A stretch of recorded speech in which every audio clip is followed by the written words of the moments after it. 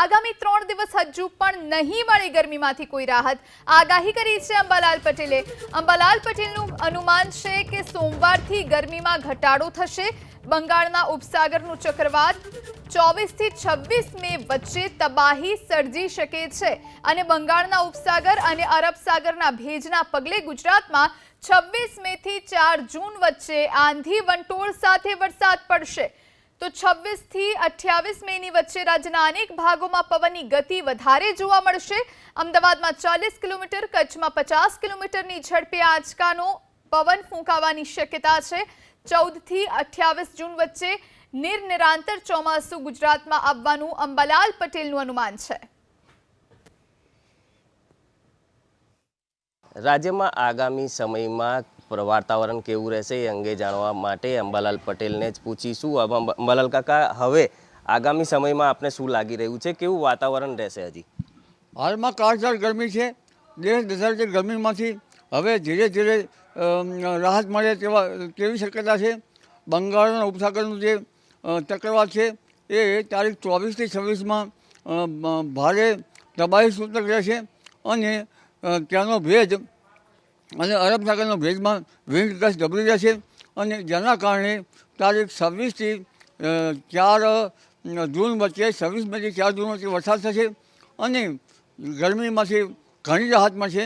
લગભગ 26મી તારીખે મધ્ય ગુજરાતના ભાગમાં 43 ડિગ્રી સેલ્સિયસ જેવું મહત્તમ ઉષ્ણતામાન રહેશે. તારીખ 27-28માં 42 જેવું અને ધીરે ધીરે 39 ડિગ્રી જેવું મહત્તમ ઉષ્ણતામાન થશે. એટલે ગરમીમાં ઘણી રાહત મળવાની શક્યતા રહેશે. કચ્છના ભાગોમાં પણ ગરમીમાં રાહત મળશે. જૂનાગઢના ભાગોમાં, અમરેલીના ભાગોમાં પણ ગરમીમાંથી રાહત મળતી જણાશે.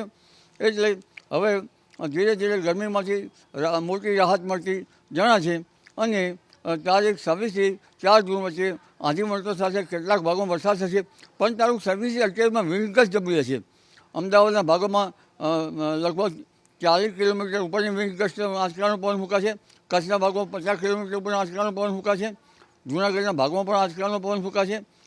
ઉત્તર મધ્ય ગુજરાતના ભાગમાં આંચકાનો પવન ફૂંકાશે. એટલે હવે વિન્ડ ગસ્ટ અને ધૂળભરી આંધીઓ સાથે સાથે હવામાનમાં પલટા આવશે અને બંગાળ ઉપસાગરમાં જે ચક્રવાત થયું છે તેના કારણે આંદામાન નિકોબાર ટાપુ પર ચોમાસું બેસી ગયું છે. તે લગભગ 28 મે સુધીમાં દક્ષિણ ભારતના શહેરા સુધી ક્યાંક વરસાદ આવી શકે. પરંતુ આ વાવાઝોડું મ્યાનમાર તરફ જતાં રિકવર કરશે અને રિકવર કરીને પાછું પશ્ચિમ બંગાળમાં તે વરસાદ વરસાવી શકે તેમ છે. જી, ખાસ કરીને આ બંગાળના ઉપસાગર ઉપરનું જે વાવાઝોડું છે તેની અસર કેવી રહેશે અને ગુજરાતનું નિરંતર ચોમાસું કેવા પ્રકારથી શરૂ થશે? બંગાળ ઉપસાગરનું જે વાવાઝોડું છે તેની અસર તેના ભેજવાળા પવનો આવશે. તેની અસર રિકવર થઈ પશ્ચિમ બંગાળ ઉપર થશે. છત્તીસગઢ અને આંધ્ર, ઓડિશા, દક્ષિણ પૂર્વ તટો પર થશે. પણ અરબ સાગરનો ભેજ વધારે આવશે. નિરંતર ચોમાસાની હજુ વાર છે. તારીખ 7 થી 14માં ચોમાસું આવી જશે. તારીખ 14 થી 28 મે વચ્ચે કોઈ ભાગમાં વરસાદ આવવાની શક્યતા રહેશે અને આ સમયમાં કેટલાક ભાગમાં નિરંતર ચોમાસું આવશે. પણ સચોટ ચોમાસું જૂન, જુલાઈ અને ઓગસ્ટમાં આવવાની શક્યતા રહેશે. જી, ખાસ કરીને અત્યારે આગ ઝરતી ગરમી પડી રહી છે. કેટલું તાપમાન હજી પણ રાજ્યના અનેક ભાગોમાં લાગી રહ્યું છે 26 તારીખ સુધી? હમણાં તારીખ 44-45 ડિગ્રી અને કોઈ ભાગમાં 46 ડિગ્રી સેલ્સિયસ જેવું રહેવાની શક્યતા છે. પણ તારીખ 26 થી 4 જૂન વચ્ચે ઘણું મહત્તમ તાપમાન ઘટી જશે અને ગરમીમાંથી ઘણી રાહત મળતી જણાશે. જી, ખાસ કરીને જૂન મહિનાની શરૂઆતમાં અરબ સાગર ઉપર પણ એક ચક્રવાત સર્જાવાની શક્યતાઓ લાગી રહી છે.